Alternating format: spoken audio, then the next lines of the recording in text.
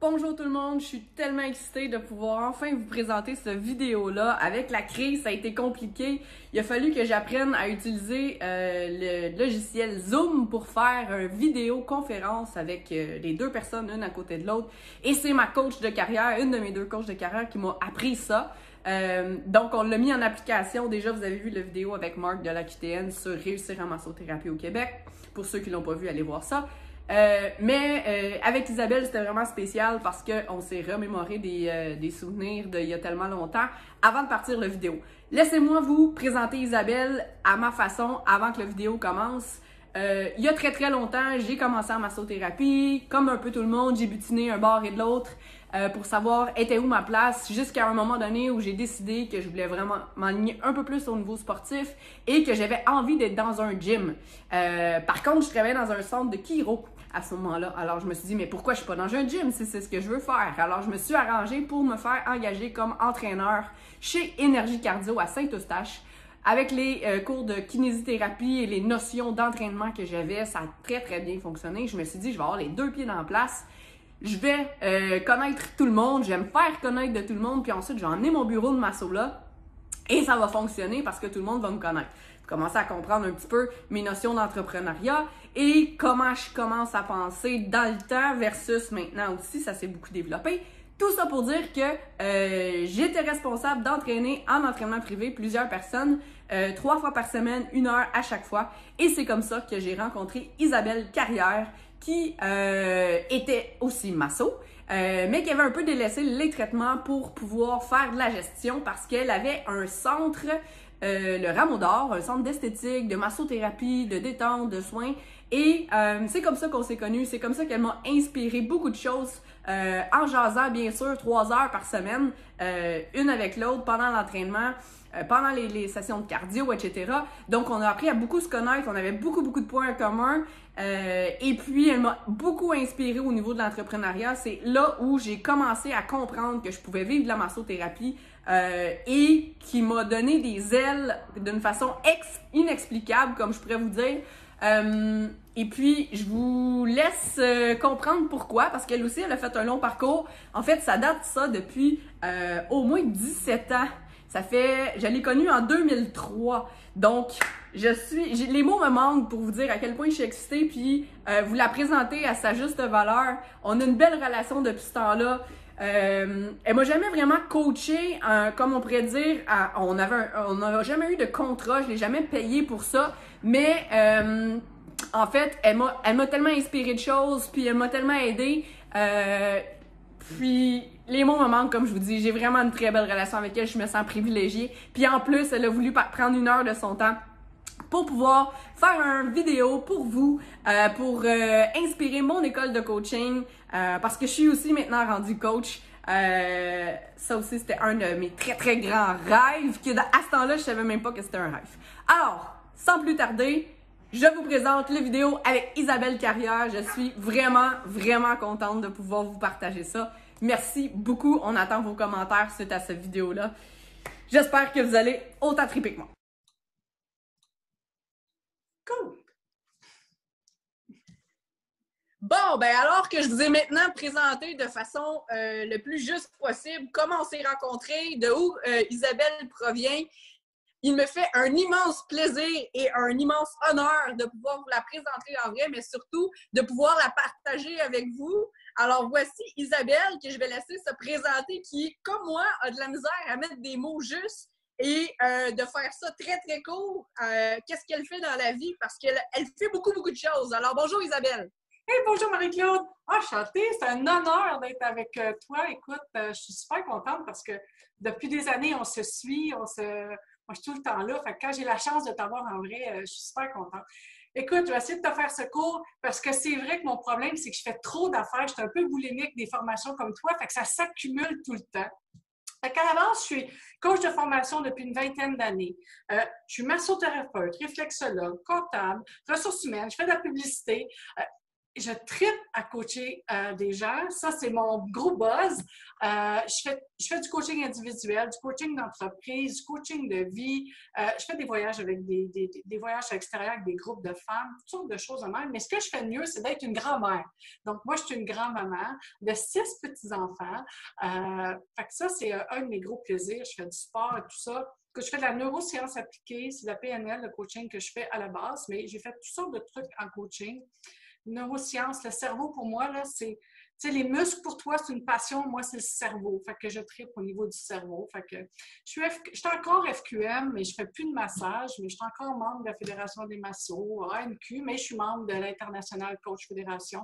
Fait que c'est ma passion. Fait que ça ressemble un peu à ça, tout ce que je fais. On est comme des grosses boules de faire beaucoup de choses. En fait, je pense que ce qui nous rallie beaucoup, c'est la passion. La passion pour le corps, pour l'être humain, puis tout ce qui s'englobe autour de ça. C'est ça, ça ressemble à ça, exactement. Puis quand je m'écoute le dire, je me dis « Oh my God, t'en fais bien des affaires, je comprends pourquoi je suis fatiguée. » Mais non, je ne suis pas fatiguée, j'ai du fun, puis je fais juste ce que j'aime, fait que c'est ça. Bon, ben, comme vous pouvez voir, Isabelle a les cheveux mauves, avait les cheveux roses. Moi aussi, on s'est rejoints dans cette couleur-là aussi. Donc, chose à part, les présentations sont faites et les remerciements. Je veux faire un petit merci aussi parce que si on est sur Zoom, c'est à cause d'Isabelle qui m'a challengé à pouvoir apprendre ce mode de transmission-là, étant donné qu'on était supposé nous faire un live Facebook comme avec Bérénice. Mais bon, vu la situation de la crise, on est mi-avril maintenant, donc on n'a pas pu pouvoir le faire pour vous. Mais challenge, on vire la situation en positif et on s'en sert pour apprendre des nouvelles habiletés qui m'ont bien servi justement. Merci avec la vidéo de Marc de la QTN que les gens ont pu voir aussi. Donc, les présentations sont faites comme j'ai dit. On commence avec notre vidéo par rapport au coaching parce que j'ai déjà présenté Bérénice qui est ma coach de carrière actuellement. Et puis, j'ai déjà présenté comment on a fait pour travailler ensemble parallèlement aussi. Donc, Isabelle, selon toi, qu'est-ce que c'est un bon ou une bonne coach de carrière? Écoute, un bon ou une bonne coach, c'est quelqu'un qui te dit pas quoi faire. C'est quelqu'un qui ne dit pas quoi faire en partant. À la base, là, tu sais, moi, je dis tout le temps, un bon coach, c'est un excellent chercheur.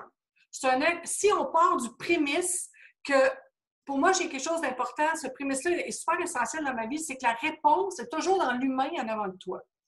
Donc, chaque personne sait comment fonctionner. Tu sais ce que tu peux faire dans la vie. Tu sais très bien à quelque part, mais plein de raisons t'empêchent de le faire. Mais tu le sais. Fait que moi, comme coach, ma job, c'est de trouver comment tu pourrais le faire. Donc, un bon coach, c'est un excellent chercheur. Fait que quand vous rencontrez des coachs qui conseillent, des coachs qui donnent des listes de to-do à faire, là, j'ai un petit peu de problème. Là, j'ai un petit peu plus de problème. Je te dirais, pour moi, c'est le coach, c'est celui qui va t'accompagner puis qui va être capable de changer le ballon de bord un peu. Si je peux me permettre de compléter ce que tu as dit, j'irais avec plutôt agir comme un phare au lieu d'être vraiment un GPS qui donne exactement toutes les lignes précises à suivre parce qu'il faut que la personne y mette de sa couleur, il faut que ça y ressemble. Mais l'autre chose aussi, c'est qu'à un moment donné, il faut que la personne soit capable d'y aller par elle-même de plus en plus puis juste être guidée de moins en moins pour justement être de plus en plus autonome. Alors, si la personne se fait toujours dire exactement quoi faire, je pense que ça vient plus d'elle-même chercher un petit peu ce qu'elle veut vraiment faire puis comment s'y prendre. Elle fait juste appliquer un plan alors que ça devrait plutôt être justement un travail d'équipe qui vient à bout, comme en entraînement ou en nutrition aussi, parce que c'est comme ça qu'on s'est connus aussi, mais de pouvoir guider la personne pour que les bonnes habitudes commencent à devenir un mode de vie, donc un mode de vie aussi au niveau entrepreneurial.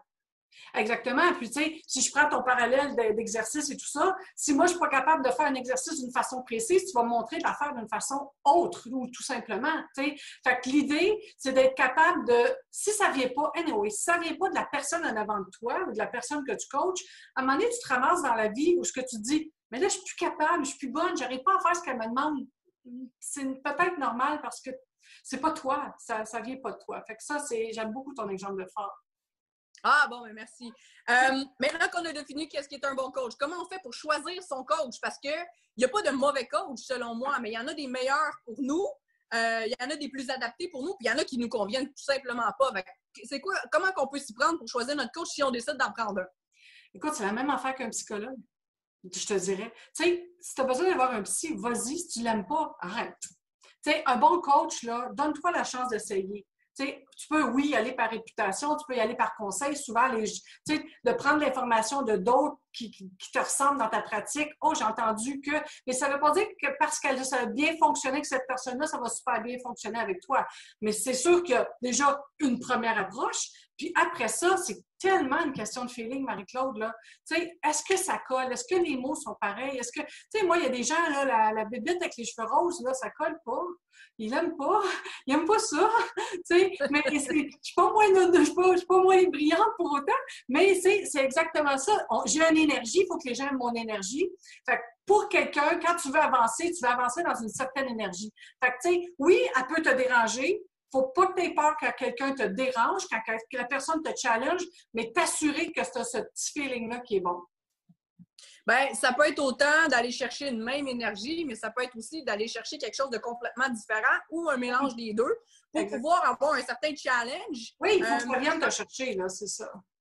Ouais, je pense aussi qu'il faut, j'aime pas le mot admiration, mais il faut avoir une certaine très, très forte inspiration pour son coach, dans le sens où admirer son travail, admirer la façon que cette personne-là travaille, comment elle a persévéré, puis elle a réussi sa vie ou dans sa carrière ou dans son domaine, ainsi que les témoignages des gens ou du bouche à oreille, comme dans n'importe quel service aussi.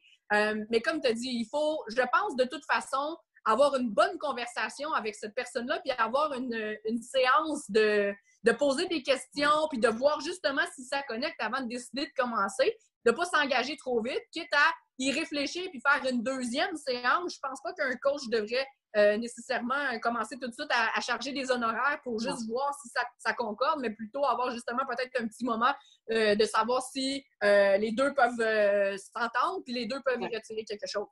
Puis, tu sais, une des questions que j'aime beaucoup poser à une coach, moi, quand je cherche une coach, parce que c'est un peu ça aussi la question que je pose, c'est est-ce que ma coach se fait coacher? Tu sais, parce que quelque part, une coach, c'est une des bases. Tu sais, quand tu aimes coacher, ben, tu sais, toute coach devrait être capable de recevoir un coaching elle-même. Fait que souvent, si c'est un coach qui ne se fait pas coacher, ça peut, c'est ça. Un peu la même chose que si on fait toujours notre parallèle avec l'entraînement et la nutrition. Si on n'a plus de coaching, justement, on ne se fait plus guider. Je pense que justement, on perd un peu parce qu'on plafonne. Alors qu'il y a quelqu'un qui veut toujours se dépasser puis toujours améliorer ses services, ça va être quelqu'un qui va justement vouloir aussi que quelqu'un l'améliore parce qu'on peut rarement être le meilleur ou la meilleure. Coûte que coûte dans n'importe quoi. Donc, de toute façon, dans n'importe quel domaine, il y a plusieurs facettes. Alors, on ne peut pas être meilleur dans toutes les facettes de notre domaine. Alors, aller chercher quelqu'un pour aller améliorer nos faiblesses ou les travailler, etc. Puis il y a des périodes de temps dans notre vie où on est capable d'entendre certaines choses, puis d'autres choses qui vont arriver plus tard, tout simplement. Fait que, tu sais, je fais souvent le prémisse d'une plante. Hein. Trouve quelqu'un qui est capable d'arroser ses plantes, puis toi, va venir arroser la tienne pendant que tu arroses la tienne parce que tu veux devenir meilleur toi aussi. Fait que, c'est ça. Ah, j'aime ça, j'aime ça. C'est beau, c'est tout en couleur. On va dire que c'est des roses. Mais tu voulais parler de quelque chose qui est très, très, très important pour toi, pour moi aussi. Ça nous relie beaucoup et je pense que c'est une base fondamentale, la structure. Écoute, moi, là, je ne suis pas capable d'aller plus loin s'il n'y a pas de structure. Tu sais, si vous regardez en arrière sur mon mur, là, moi, je suis une mappeuse, je fais plein de mapping parce que je suis une lanceuse d'idées. Mais à la base, tu sais, il n'y a pas une maison qui peut se construire, pas de fondation. Fait que si on part du principe que la maison ne peut pas se construire, pas de fondation, mais je ne peux pas y déposer mes vases d'entreprise.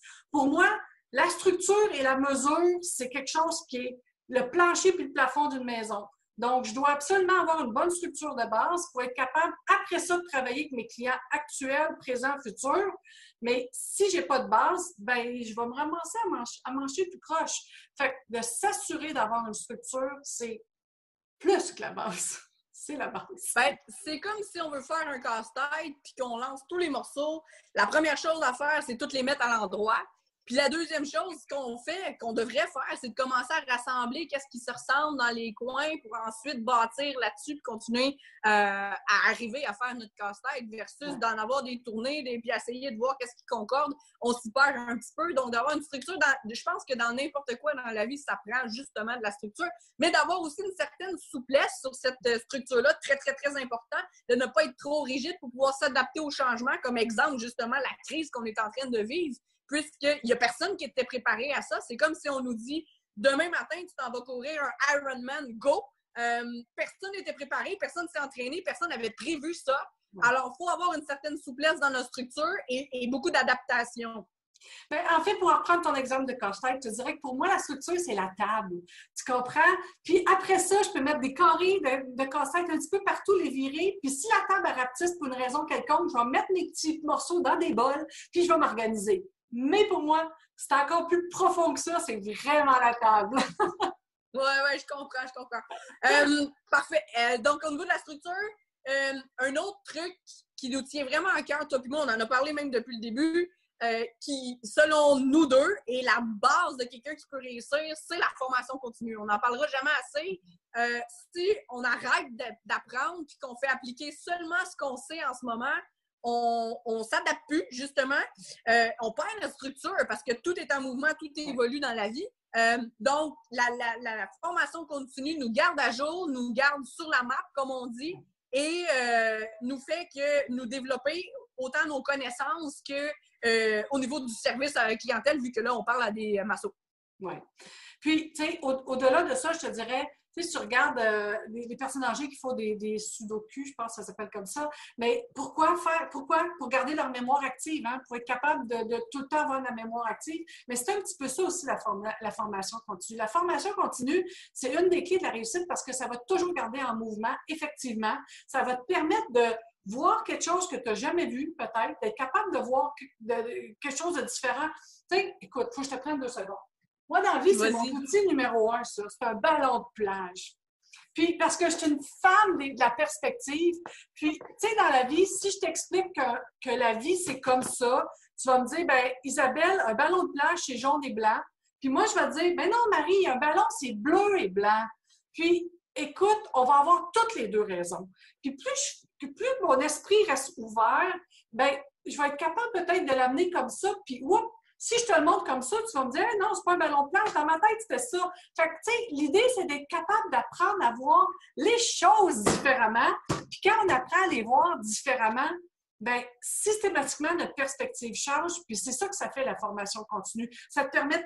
Et l'autre chose qui va avec ça, c'est que ça te permet souvent de créer des cerveaux collectifs, des groupes de personnes, tu sais, un peu comme ton groupe à toi de Masso qui est extraordinaire, d'avoir plein de gens qui sont super excellents dans leur domaine, qui vont être capables de jaser. Tu vas être capable de trouver des gens avec qui tu vas être capable de déléguer aussi.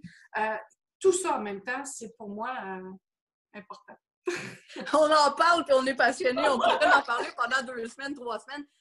Si on peut dire aussi au niveau de la formation continue, par rapport au lien que tu viens de faire des groupes et des échanges des gens, oui, ça nous apporte beaucoup d'avoir la perspective de beaucoup de monde. Comme juste exemple, quelqu'un qui travaillerait plus en énergétique versus quelqu'un qui travaille plus en biomécanique. On a des perspectives qui, peut-être, nous intéressent pas, mais en jasant avec ces personnes-là, ça va nous apporter quelque chose. Par contre, si on n'est pas à l'affût des dernières tendances, des dernières technologies, des dernières connaissances, des dernières études, parce qu'on se tient justement à jour avec des nouvelles formations, ben on n'est pas vraiment intéressant à apporter quelque chose de nouveau à quelqu'un qui, lui, se développe aussi. Donc, c'est tout le temps du donne-reçoit et reçoit-donne. Donc, c'est aussi pour le bien de la massothérapie en général. Exactement. Puis, tu sais, c'est pas parce qu'on fait des formations qu'on a des sciences infuses non plus. Tu sais, fait que ça nous permet de rencontrer plein de monde puis de dire « Hey, wow, elle fait ça, j'aime moins ça, mais il y a un petit morceau dans ce qu'elle fait que je trouve super intéressant, puis je vais le moduler, puis je vais emmener ça ailleurs. » Fait que si tu restes dans ta bulle, dans ton cocon, puis que tu t'inspires pas de gens autour de toi, bien, tu vas répéter le temps la même affaire, tu vas avoir tout le temps le même résultat, tu sais. Ben, je pense aussi que de toute façon, l'important, c'est que pour une même formation continue, on va prendre l'exemple, tout le monde sait que j'enseigne les ventouses. Quelqu'un qui viendrait faire mon cours de ventouse, mais qui travaille plus en massage de détente versus quelqu'un qui vient faire mon cours de ventouse, mais qui travaille plus en biomécanique, ben, ce qu'ils vont retirer de la formation de ventouse ne sera pas la même chose. Donc, à chaque formation qu'on prend, on garde certaines choses et il y a d'autres choses qu'on prend moins, mais ça vient toujours teinter notre façon de traiter, notre façon de masser, nos soins qu'on va donner aux gens. Et ça fait que cette formation-là, en fait, ce qu'on en a retiré, ça ne sera pas du tout la même chose pour tout le monde, malgré que ça a été la même formation, qui a entendu la même chose, les mêmes notions, puis à la limite même les mêmes jokes. Donc, voilà. Est-ce que tu avais d'autres choses à rajouter sur la formation continue? Sinon, des autres clés qui sont absolument qui font partie du succès autant que la formation continue puis la structure? Bien, je te dirais, le principe, justement, d'avoir un cerveau collectif. Pour moi, le cerveau collectif, c'est d'avoir un paquet des éléments que tu vas garder autour de toi, que tu es capable de faire référence rapidement.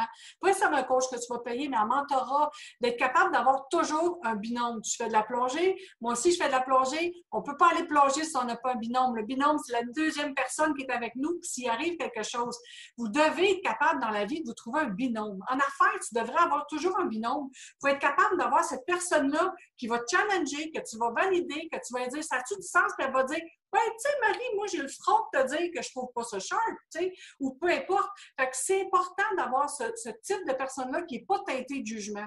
Ça, pour moi, là, c'est super essentiel.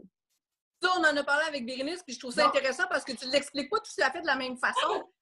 D'avoir notre réseau, elle appelait ça son CA, son comité administratif, dans le sens où tu as du monde qui sont dans ton domaine, qui sont capables de, en ayant les mêmes connaissances, pas tout à fait que toi, mais te dire, voici tes bons coups, voici tes mauvais coups, voici en ayant conscience du domaine, mais d'avoir aussi des gens complètement à l'extérieur qui ne savent pas c'est quoi la masso ou la réalité, ou même qui ne savent pas la réalité d'être un entrepreneur à son compte, qui vont te donner leur idée de façon complètement extérieure et zéro teintée dans le monde dans lequel tu es. Et du monde proche de toi et du monde un peu loin de toi, mais qui font pour qui tu as une grande admiration aussi. Donc, ça résume un petit peu ce que tu viens de dire, d'avoir du monde qui te donne une tape dans le dos quand tu fais des bons coups, mais qui t'encourage à dire « Hey, ça, tu aurais pu faire mieux » ou quoi que ce soit d'autre. Puis moi-même, je me le fais dire encore, puis c'est ce qui fait, je pense, qu'on évolue à chaque fois. C'est important de se faire dire qu'on est fier de nous, et par quelqu'un d'autre, mais c'est aussi important de se faire dire quand on aurait pu faire mieux ou quand on pense que ça aurait pu être amélioré parce qu'on ne peut pas jamais s'améliorer si on est tout le temps le meilleur aux yeux de tout le monde puis on ne se fait jamais dire qu'il y a quelque chose qui pourrait être amélioré de par nous-mêmes ou par les autres. Pour moi, l'importance du binôme, Marie-Claude, c'est que souvent, en massothérapie, les gens travaillent seuls. Souvent, vous avez des entrepreneurs tout seuls. Et moi, je le vis avec des présidents d'entreprise avec qui je travaille. Tu sais, avec qui se challenge? C'est le président d'entreprise. Tu sais. Fait que souvent, eux, ils vont se créer des réseaux, ils vont se trouver des binômes comme ça. Entre président et président, ils vont dire, ben moi, ma business, je veux l'amener là. Je challenge là. Fait que quand tu as un binôme, quelqu'un d'autre qui fait la massothérapie comme toi, tu peux facilement l'appeler pour dire, hey, tu sais quoi? Moi, là, d'ici le 3 prochains mois, j'ai le goût d'avoir ça comme chiffre d'affaires, j'ai le goût d'avoir, je m'engage à ça, je m'engage à ça, je m'engage à ça. Tu as des comptes à rendre. Une des clés de la réussite, c'est d'avoir un compte à rendre. Si tu n'as pas de compte à rendre, c'est pas grave. Oui, c'est un peu comme son coach. Quand on va se faire pincer nos pourcentages de gras, si on arrive pour manger quelque chose qu'on ne devait pas, bien, la plupart du temps, on va faire « Ah ouais, quand je vais me faire pincer, il va le savoir, ça va paraître. » On a un compte à rendre. C'est bien ce que tu viens de dire. J'aime ça qu'on fasse des liens comme ça, le monde, des fois, comprenne peut-être un petit peu plus. Fait que de s'auto-mettre une certaine pression, pas trop, puis dépendamment de notre type de personnalité, d'en mettre plus, d'en mettre moins.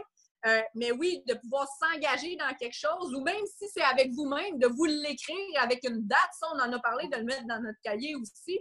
Puis moi, je résumerais le tout dans qu'est-ce qu'on vient de dire.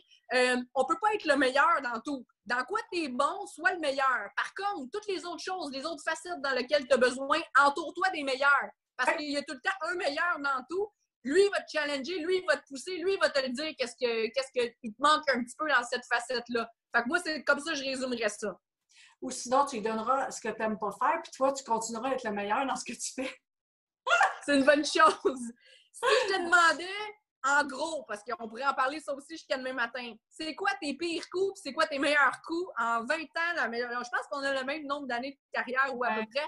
Fait que ça serait quoi, en gros, tes meilleurs coups et tes pires coups? Écoute, mais ça tourne autour de tout le temps la même chose. Mes meilleurs coups, puis mes pires coups ont toujours été reliés au fait d'écouter ma petite voix. Parce que les pires coups qui me sont arrivés dans la vie, je le savais qu'ils étaient pour arriver. Tu sais, quand tu prends une décision, tu fais comme Burk. Tu sais, il y a un petit quelque chose. Mais si tu vas trop vite, puis tu n'arrêtes pas, tu fais juste te planter dans le mur, puis à quelque part, la seule personne que tu as à taper dessus, c'est toi. Parce que si tu es honnête juste avec toi assis dans ton bain, là, tu savais que c'était pas pour aller bien. Puis inversement, ben des fois, tu as osé des affaires de fou. J'ai osé des affaires de fou parce que j'en ose plein d'affaires de fou. Puis, c'est comme, je sais que ça va marcher. Fait que c'est pas un problème, tu sais. Fait que pour moi, tout est relié après cette petite voie-là parce que mes pires coups, ils sont aussi reliés dans une certaine période de ma vie où dans certaines fois, j'ai essayé de m'acharner trop longtemps. Pourquoi? Par ego. Je voulais absolument m'accrocher à quelque chose qui n'avait pas de sens. Fait que, tu sais, c'est s'arrêter puis écouter sa voix, je te dirais, là. Je pourrais t'en nommer 120 quelques années, j'ai des business, j'en ai eu plein, mais c'est tout relié après avec la même chose. Ben, je pense que aussi, j'en ai parlé dans l'académie, dans le cahier de mes étudiants, mes académiciens, de se donner une note sur 100 pour leur effort qu'ils ont mis durant la semaine ou jusqu'à maintenant dans leur carrière, sans que personne puisse voir ça. Si c'était seulement eux qui lisaient leur cahier, c'est quoi le pourcentage d'efforts? Parce que tout le monde veut une carrière à 100%. Mais combien d'efforts tu y as mis pour arriver? Là, encore là, on peut pas se mentir à soi-même, comme tu viens de dire, si on écoute notre voix intérieure, puis il y a juste nous-mêmes qui le sait si ça va être bon ou ça va être pas bon. On le sait très bien qu'il y a quelque chose qui nous tente pas de le faire, mais que ça va aider notre carrière.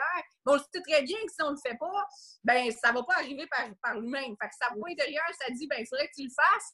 Il y a des fois, par exemple, il faut la faire taire, notre voix intérieure, qui nous dit « Ah, ça me tente pas, tu le feras demain ou un autre jour ou quoi que ce soit. » Mais je leur apprends aussi à justement faire les choses quand ça ne nous tente pas de le faire parce que c'est comme un muscle, hein? On peut les entraîner, mais sa volonté aussi. Puis plus que tu fais des affaires pareilles, même si ça ne te tentait pas de le faire puis tu te bottes le derrière, plus que ça commence à devenir facile puis ça commence à être une habitude. Fait qu'à chaque fois qu'il y a des choses qui ne te tentent pas, puis il y a des stratégies, hein, ça on en a parlé sur l'académie, dans le sens où c'est les premières choses que tu fais le matin parce que c'est là que tu es dispo de t'éclairer puis c'est fait versus dans l'après-midi, ça commence encore moins à te tenter, etc. On n'entrera pas là-dedans. Mais si tu avais un top 3 conseils à donner, je sais que là, on peut en donner 3 millions, mais mettons, on va dire un top 3 conseils à donner à tout le monde.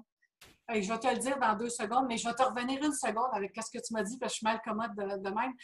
Vas-y, j'aime ça! Écoute, si vous avez du plaisir et du temps à perdre après nous avoir écouté, là, allez faire des recherches sur la neuroplasticité cérébrale.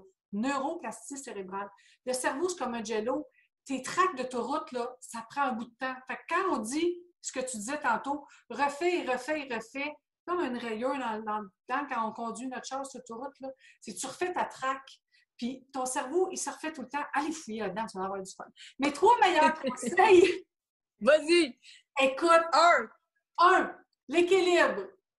Ah oui! Ah, regarde. J'aime ça. L'équilibre dans tout, dans le fond. L'équilibre dans tout parce qu'on a une portion femme d'affaires, on a une portion qui est plus notre sagesse, on a une portion qui est plus notre côté fillette, puis on a une portion qui est plus la femme aimante en nous. Puis c'est valable pour les hommes aussi, ce que je veux dire, tu sais. Fait que si on prend pas soin de soi, si on s'amuse pas, si on s'écoute pas, si on travaille pas, ça marche pas. Mais ces 4 piliers-là doivent absolument être équilibrés. Pour moi, l'équilibre, c'est quelque chose qui est absolument essentiel parce que pour moi, dans ces 4 piliers-là, chaque pilier peut aider quelqu'un là-dedans. Fait que pour moi, l'équilibre, c'est un beau sujet qu'on pourrait débattre longtemps, mais c'est bien, bien important pour moi. J'aime ça, j'en ai des frissons, même si on les voit pas, parce que j'ai tout enseigné ça sur l'académie, fait que ça me fait dire que j'étais sur la bonne voie, moi aussi. Le numéro 2! Le numéro 2, la clarté. Pour moi, la clarté, ça revient avec le fait de s'arrêter. Puis, un de mes meilleurs outils pour moi, c'est du mapping. Hein? Je vous l'ai dit tantôt, je fais des bulles partout. Puis, déposer vos idées. Le cerveau, il en contient un bout, là. Puis, tu sais, quand tu mets ça sur une feuille de papier, bien, ce qui se passe, c'est le lendemain, le surlendemain, il y a plein d'affaires qui vont apparaître, là. Fait que prenez le temps de mapper pour être capable d'avoir le plus de clarté possible. Attendez pas la perfection. mais déposer pour être capable de valider, ça, c'est vraiment important. Fait que tout le monde, les académiciens ont tous un cahier avec plusieurs onglets et les listes sont très importantes ainsi qu'aller noter les idées, même si on n'est pas sûr de savoir vers où on s'en va là-dedans, juste pour ne pas l'oublier puis la travailler puis travailler autour plus tard, c'en est un des devoirs. En fait, il y a des devoirs à chaque semaine, donc tout est dans ce cahier-là. Alors, c'est notre map. Parfait, c'est fantastique. Numéro 3. Hey, mon troisième, écoute, ça va être un conseil financier dans un sens. Pour moi, j'ai toujours bâti mes entreprises. J'ai quand même eu du succès dans pas mal tous mes business, je te dirais. Puis pour moi, j'ai toujours fêté mon état financier aux 3 mois. Moi, je sors le champagne aux 3 mois, les ballons aux 3 mois. Et qu'est-ce qu'on fait le 31 décembre? On s'assoit, on regarde nos chiffres, on regarde en arrière de nous autres, qu'est-ce qui a marché, qu'est-ce qui n'a pas marché, puis on fait des changements. Hey, si tu as fait des erreurs au mois de mai, mars l'année passée, tu es dans le chenoute en titi. Fait que pour moi, j'ai 4 fins d'année. Je ne refais pas tout mon inventaire, mais j'ai 4 fins d'année fiscales et 4 prises de décision en cours de route.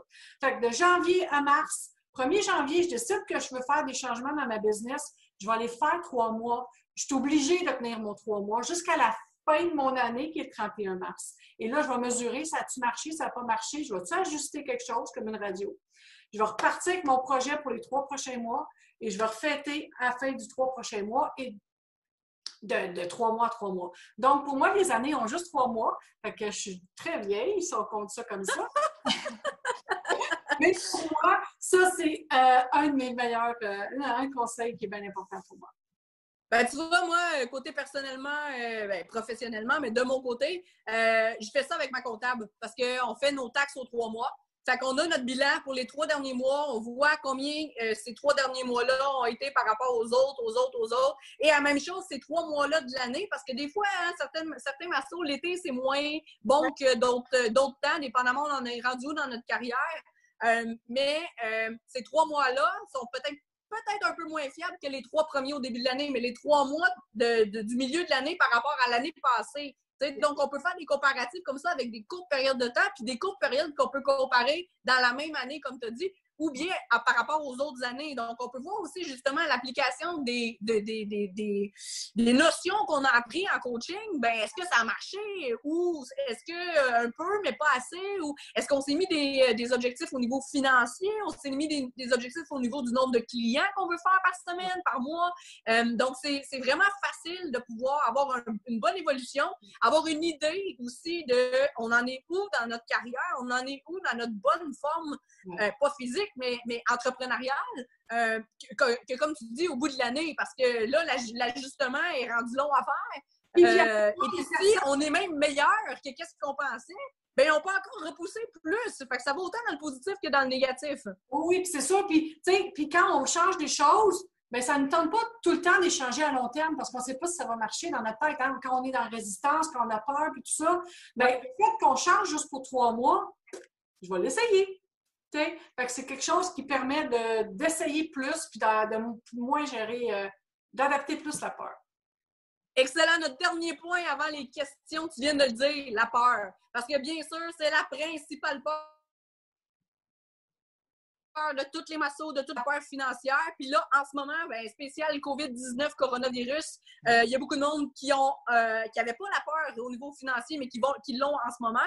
Avec tout ce qu'on donne, on devrait justement prévoir notre boom quand on va revenir. Parce que non, l'argent ne rentre pas en ce moment. Mais si on ne fait rien en ce moment, ben l'argent ne rentrera pas non plus quand on va revenir. Le but, c'est d'en faire plus quand on va revenir. Et qu'est-ce qu'on faisait? D'être préparé et de mettre en action tout ce que vous avez appris. Parce que là, ça ne vous tente pas en tout. Puis c'est là que vous en avez besoin d'argent. Sauf que si vous ne faites rien, puis vous êtes démotivé, puis vous perdez la motivation, alors que oui, c'est facile en ce moment, ben ça va être pire. Parce que quand vous allez revenir, vous n'en aurez pas non plus.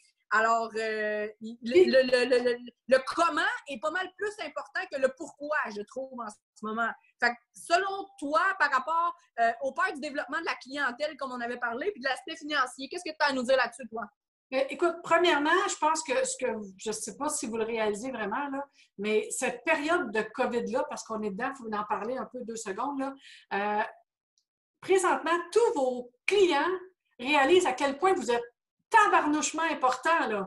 Écoute, c'est quand tu peux pas voir quelqu'un que tu réalises qu'elle est importante, tu sais. Fait que je m'ennuie de ma coiffeuse, je m'ennuie de ma masso, là. Puis d'autant plus qu'avant que jamais. Fait que, tu sais, pour ceux qui sont capables puis qui prennent le temps, là, combien de fois qu'on vous rencontre durant l'année, moi comme coach, je me dis, j'ai pas le temps d'eux, j'ai pas le temps d'eux, j'ai pas le temps d'eux, j'ai pas le temps. Prenez le temps. L'argent, présentement, vous marchez dessus. Pas compliqué, là. Vous marchez dessus. Vous n'êtes pas capable de la dépenser, ça va, c'est correct. Mais c'est le temps, présentement, de vous organiser parce que, vos clients, ils vont tous arriver en même temps après. Ça, c'est sûr. Ils vont tous avoir le goût de vous voir. Ça va être complètement fou. Et c'est le temps aussi de regarder vos chiffres, de regarder en arrière. Qu'est-ce que vous avez fait? Qu'est-ce qui a bien marché? Qu'est-ce qui n'a pas marché? Qu'est-ce que je peux faire pour être capable de peut-être parer à un autre coup? Et je réalise que j'aurais peut-être dû m'organiser de telle façon, ou j'aurais dû mettre telle affaire en place, ou je pourrais mettre telle affaire en place. S'il y a une autre situation qui se représente éventuellement pour peu importe, bien, je vais être préparée à des choses comme ça. Mais l'idée, présentement, c'est que la vie, pour moi, cette période-là d'arrêt, je sais que c'est plate pour plein de situations. Il y a des gens qui sont malades et tout ça. Mais nonobstant ça, c'est tellement la merveilleuse chose d'être arrêté puis être capable de regarder le développement. Tu sais, souvent, on a peur de faire du développement parce qu'on est pressé. Puis des fois, c'est de la peur secrète. On se dit, hey, d'un coup, ça marcherait. Comme je suis déjà fatiguée. D'un coup, ça marche, il va se passer quoi? Fait que tu n'oses pas faire des choses. Il y a beaucoup de fois où ce qu'on n'ose pas. Combien de fois? Puis prendre ce temps-là juste pour se poser la question. Moi, j'ai tout le temps, quand on veut avancer dans la vie, c'est mathématique. 1 plus 1 donne 2. Si tu aimes le 2, tu continues de faire ce que tu faisais. Si tu n'aimes pas le 2, tu changes une des deux variables. Fait que prends donc ce temps-là pour décider, est-ce que toi, dans la vie, tu as le goût de faire 1 plus 3 ou 1 plus 12? À la Marie-Claude, ou 1 plus 5, qu'est-ce que tu as le goût de faire? Tu sais, tu n'es pas obligé de faire des gros changements, mais si tu veux un résultat différent, commence à regarder, prends ce temps-là pour regarder c'est quoi la petite chose que tu pourrais changer. Fait que c'est ça ma recommandation. Oui, puis de commencer le tout avec une introspection, parce que moi, si je fais mon introspection, je suis à l'aise dans le 1 plus 12 parce que le 1 plus 1 ne me motive pas ou le 1 plus 2 ne me motive pas non plus. Par contre, si tu es quelqu'un qui a le 1 plus 12 te fait peur, vas-y avec le 1 plus 2 ou le 1 plus 3, tu sais. J'ai lu quelque chose. Tout ce qui bouge, casse pas, Marie-Claude. Ça, c'est sûr, ça, c'est sûr. J'ai lu quelque chose aussi de quelqu'un qui a partagé que j'ai trouvé très, très intéressant. Avez-vous déjà été à l'école et avez été étudié, que vous avez été payé pour ça? Jamais. Tandis qu'en ce moment, vous êtes capable de faire de la formation continue, que ce soit avec Google, en faisant attention de nos sources, ils viennent de où, sur YouTube. On le sait que moi, je ne suis pas nécessairement pour la formation continue en ligne au niveau des techniques de massage, les mains sur la personne, mais il y a beaucoup de trucs qu'on peut aller lire. Si on ne connaît pas trop les fascias et ça nous intéresse, ben peut-être aller lire là-dessus, peut-être aller faire d'autres formations en ligne comme justement de la comptabilité, peut-être justement n'importe quoi qu'on trouve qui est une petite faiblesse ou qu'on aimerait améliorer. Il y a tellement de choses que vous pouvez faire en ce moment puis qui est gratuit aussi. Comment développer ses réseaux sociaux parce que ça, c'est gratuit. Puis oui, il y a un million d'informations qui vous... Puis d'ailleurs, sur chacune des plateformes, il y a une petite portion aide qui vous explique exactement comment ça fonctionne, qu'est-ce que c'est, etc. Pour pouvoir apprendre à apprivoiser ça si vous n'êtes pas très, très techno. Mais comme Isabelle a dit, tous vos clients s'ennuient de vous en ce moment, mais il faut qu'ils se rappellent de vous aussi parce que quand il va y avoir un boom au retour, le boom, il faut qu'il soit préparé, puis il faut que vous l'ayez créé. Parce que là, ils vont avoir un boom dans plein d'affaires. Donc, il faut que vous aussi, vous fassiez partie de leur boom et que vous soyez dans les priorités aussi à revenir. Parce que, bon, les gens, oui, ils ont besoin de vous, oui, ils s'ennuient de vous, mais il faut qu'ils se rappellent que vous êtes là. Donc, il faut toujours être le petit reminder ou le petit top of mind qu'on dit en anglais, les mots m'échappent en français, mais il faut que vous soyez présent, il faut que vous apportez quelque chose à vos clients, même si vous n'êtes pas là en ce moment. Donc, l'aspect créatif, mais aussi l'aspect de la formation continue, en étant payé pour la plupart des gens qui ont le droit à l'aide du gouvernement, ben ça, on n'y pense pas, mais ça n'arrive jamais dans une vie. Donc, il faut pouvoir en bénéficier. Mais il y a plein de petits, tu sais, des trucs d'infolettes qui donnent, ça ne coûte pas rien. Là, présentement, il y a même des trucs gratuits. Ne serait-ce qu'un logiciel comme, un petit programme comme Canva là, en ligne là, pour faire des posts qui sont un peu plus... tu sais, fait que tu prends le temps, la formation est gratuite, mais l'idée, c'est garder contact. Ça, c'est sûr et certain. Ben, on va finir avec les petites questions qu'il y avait sur le groupe. Il y a du monde qui ont demandé, j'ai trouvé ça très drôle. Puis en fait, je me suis même posé la question moi aussi. C'est quoi les difficultés de Marie-Claude Légaré? Pourquoi elle a besoin d'un coach? On a fait un gros sommaire de pourquoi on a besoin d'un coach, etc. Donc, moi-même, en étant devenu un coach, j'en ai besoin d'un. J'ai posé la question à Bérénice que vous avez connue. Je vous fais entendre, elle m'a répondu en message audio. Donc, je fais entendre l'audio en premier. Il y a 2 messages. Salut Marie, ça n'a pas été très long pour moi. Hein? Ça a été facile, tu m'as demandé, mais c'est pas compliqué, c'est la gestion de la croissance. C'est pour ça que je suis embarquée. Tu as 2 mains, puis tu es une boulimique du savoir puis des nouvelles tendances. Puis à chaque fois que tu as une nouvelle technique, tu veux la donner à tes clients. Tes clients aiment ça. Qu'est-ce qui arrive? Ils en parlent à d'autres personnes. Puis là, ben, c'est ça, c'est la gestion de la croissance. Puis oui, on a trouvé une façon, parce que oui, maintenant, tu es capable de passer tes connaissances en étant formatrice, mais à la fin de la journée, le grand défi avec toi, ça va être ça. Ça va être l'équilibre entre ta capacité à répondre à la demande versus le nombre d'heures qu'il y a dans une journée, puis le tarif. C'est comme un triangle. Comment tu vas gérer ça? Parce que la ligne, elle est fine. Il va arriver un tarif que tu vas...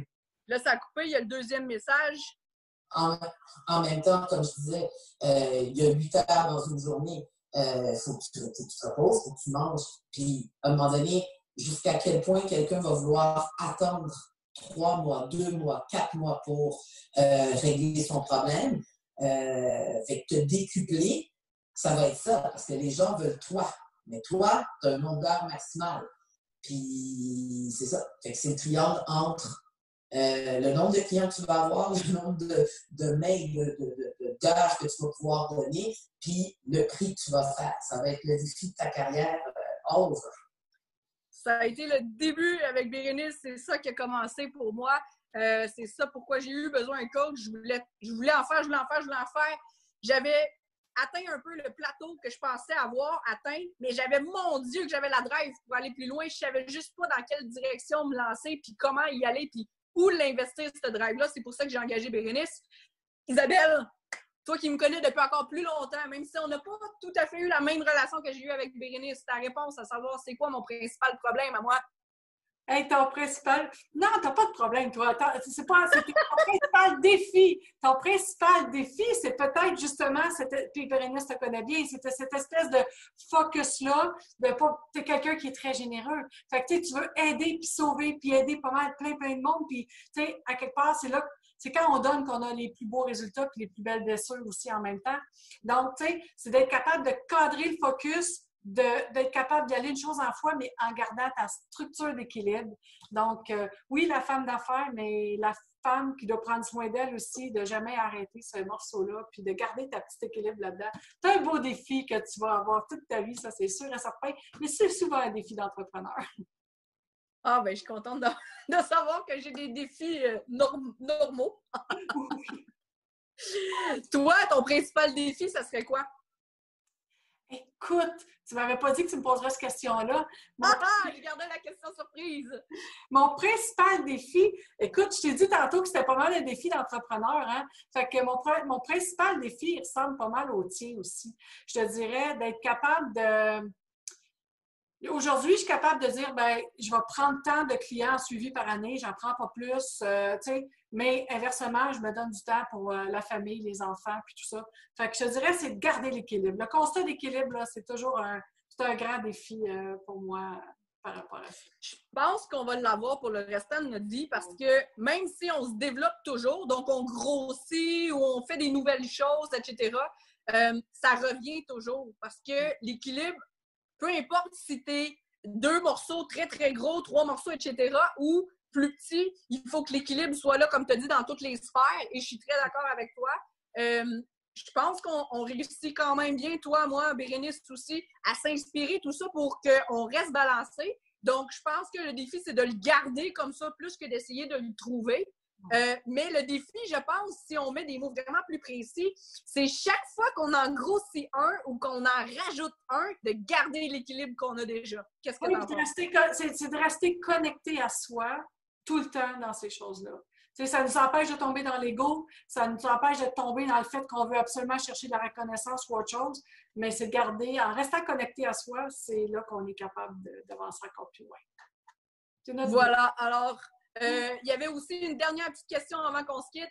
Il y avait une question par rapport au... c'est le fun parce qu'on n'en a pas parlé souvent, à l'approche des entreprises. Donc, tout ce qui touche au niveau du massage sur chaise, donc d'aller présenter ses services dans les entreprises, parce que c'est pas encore la chose, même si tout le monde a pas mal déjà eu un massage sur chaise ou en a déjà entendu parler au niveau des entreprises. Le massage, c'est plus tabou, hein? On dit plus je m'en vais chez ma masso, ah ouais, c'est plus ça du tout. Le massage, c'est rendu qu'il faut déterminer quelle sorte de massage et éduquer les gens.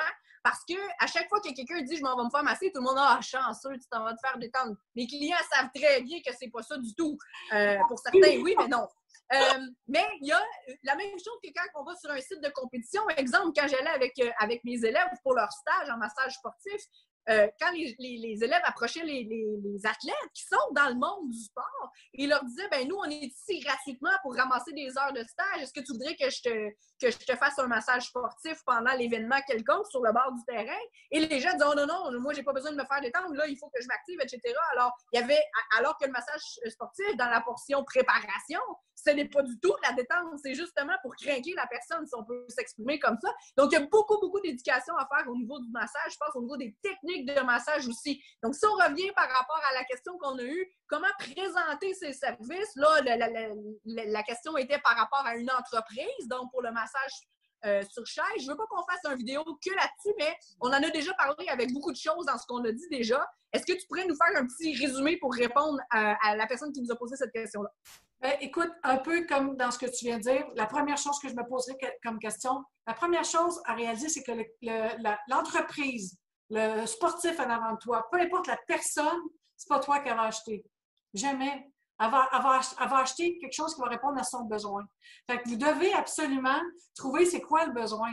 Et quand vous allez avoir le besoin de cette entreprise-là, vous allez être capable de bâtir votre offre de service. Fait que ton sportif de tendon, pour prendre l'exemple, si je me présente à lui en lui disant « Mais regarde, ça te tente-tu de venir sur ma table? Je vais décoincer ton machin de muscle, de gugus, de whatever. Écoute qu'il va sauter sur ta table. » Mais c'est le même principe en entreprise. Il faut que vous étudiez l'entreprise où vous voulez aller, savoir ce serait quoi ses besoins. Écoute, je vais descendre ton taux d'absentéisme, je vais t'aider avec tel type de situation.